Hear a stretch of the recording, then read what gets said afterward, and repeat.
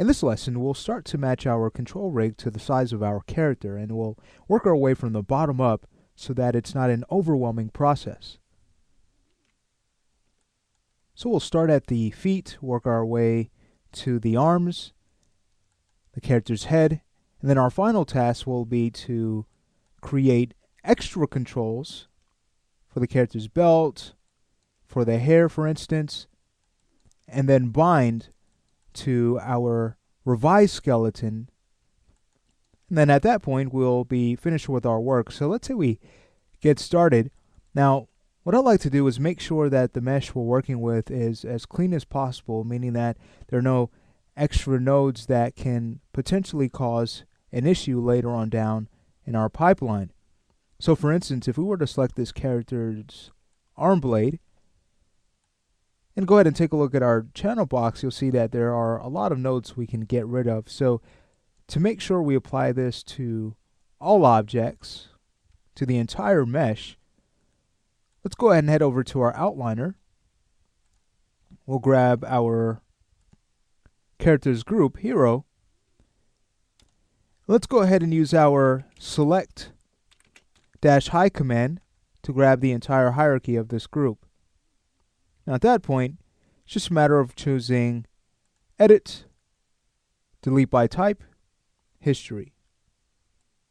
Alright, so now that object has been cleaned up. Also, we did scale our mesh down, so it's a good idea to go ahead and freeze this. Otherwise, we are most certainly going to run into scaling issues if we were to use this character in a game. So, it's just a matter of going to our group and freezing transformations. Feel free to add these tools to your shelf, by the way.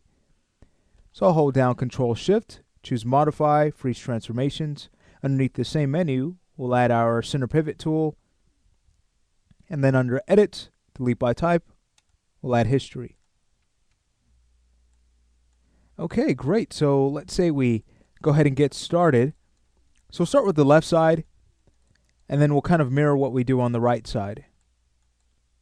It doesn't have to be completely identical, both sides. We just need to make it as close as possible, and we'll be just fine. Now with that said, we're not going to rush through things and just try to get this done as fast as we can. But still, we have to think about a time. So we don't want to spend too much time on this process. Alright, so let's say we go ahead and get started. For one, you can take a look at this end joint on our foot chain. You can see that that can be brought in a little bit more, so it's just a matter of going to our Translate X, pulling that in. Okay, great. Now you could also see that our foot pivot controls, they pivot from a point that is slightly offset from the character's foot. So we could start to correct that. So for instance, going back to the toe, going to our Move tool, you can see exactly where the pivot is. No problem at all. We can now hold D on the keyboard and start to drag this so that its pivot has been corrected, so it's right at the tip of the toe. And then, going to component mode, you can go ahead and select your components and start to pull those back. Now you'll notice we cannot see any CVs simply because we're under high quality. So let's go ahead and choose Render and switch this to the default quality renderer. Alright, so we can start to move this back.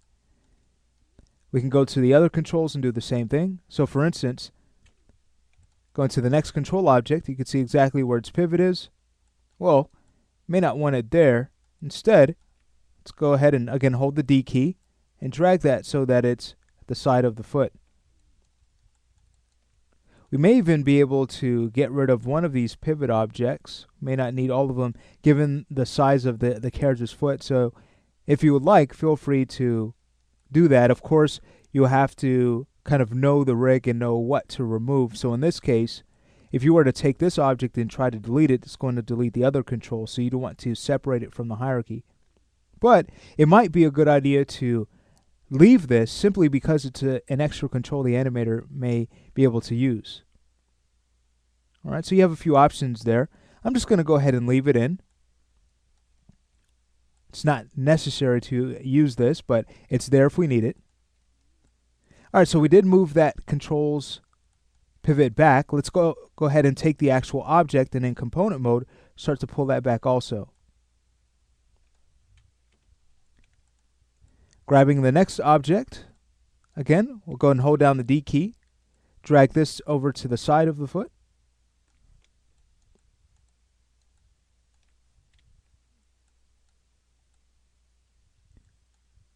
Okay, and then once that's in place, again, we can go to component mode and kind of pull that object back. If you would like, let's go ahead and grab the curve in object mode, and what I'll add to the shelf is our local rotation axis tool. So let's go ahead and add that to our shelf. That way we know exactly where this object's pivot is. That may help to reposition the control object. Okay, great. So I'll now go to the next curve, show its local rotation axis. Hold down the D key, start to pull this over so it's at the side of the heel.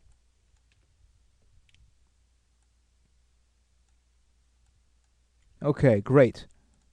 So at this point, if you would like, you can move the curve. Just go back to component mode and kind of move this up.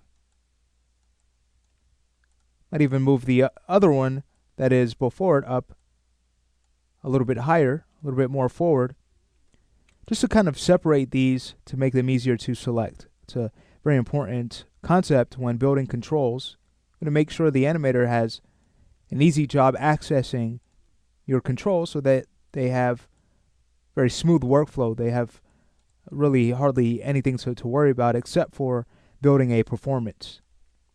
Alright, so I'll now go ahead and grab these two objects, and we'll go ahead and hide their local rotation axes. We can now go to our heel control. Again, grab that, move that forward. We can always take the shape first, since we know where the pivot should be. I'll go to pivot mode and just simply move that forward so that it's right at the back part of the heel. Simple as that. Alright, so we'll just work our way. We're just about finished with this step. Let's go to the next control object. Press the D key, move this pivot to the side of the heel. Okay, and then we can go to our local rotation axis tool. Grab this object in component mode, move that forward. Once that's done, we'll go back to object mode and remove the handle. So it looks like we just have a few more to do. Let's go ahead and take care of them, and then we can go ahead and work on the right side. I'll show you how to do that. It's going to be the same process, only what we'll do is use the top view as an aid to know where to reposition the controls on the right side. Alright, so for this, it actually looks like the pivot is going to work where it's at. May want to move it back just a little bit more. And what determines that is the geometry itself. Where would this foot pivot from? And it looks like this is actually a good spot. So in this case, we may just be able to take the control and kind of move that out for selection. Alright, let's see if the next control will cooperate. Well, on this one, we'll need to most certainly move this back. So let's go ahead and move that back and over. And then we'll go to component mode and kind of tweak the placement of this shape. And I'd say we're good to go. Alright, so taking a look at this, if we were to grab our control and start to rotate, we have new pivots for banking and for foot rolls. Great. And there's our foot roll control. No problem at all. It's working just fine. Alright, so in the top view, feel free to go ahead and hide your character and then kind of line up your objects and then line up your pivots afterwards. So when you line up your pivots, you'll probably want to bring your character back and maybe template just to have an idea of where the pivot should be.